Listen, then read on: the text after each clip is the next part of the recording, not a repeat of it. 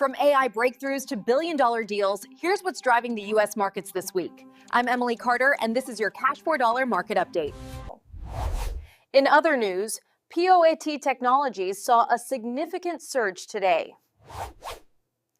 It's now the most talked about ticker on Reddit's Wall Street Bets peg, combining AI excitement, call option frenzy, and meme stock momentum. Serve Robotics surged 26% after announcing a multi-year partnership with DoorDash to roll out autonomous delivery robots across U.S. cities.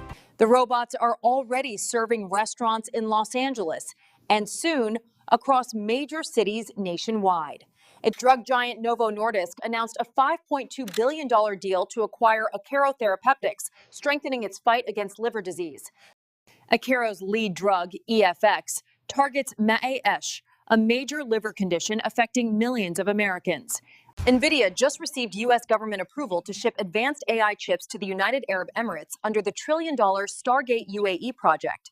This project aims to build massive AI data centers in the Gulf region, with support from OpenAI, Oracle, and Cisco.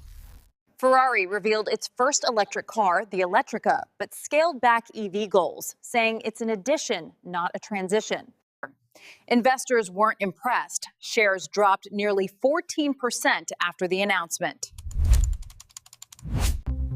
A U.S. House committee is probing chip equipment makers for selling technology to Chinese state-linked firms. The report recommends tighter export controls across allied nations to limit China's access to advanced chip-making tools. Tempus AI hit an all-time high after the FDA cleared its cancer diagnostics device for wider use. The company's shares are up nearly 190% this year, riding the wave of AI-driven healthcare.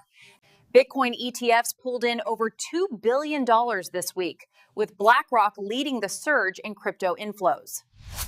AST SpaceMobile's stock jumped after Verizon announced a deal to use satellites for direct cell service starting in 2026.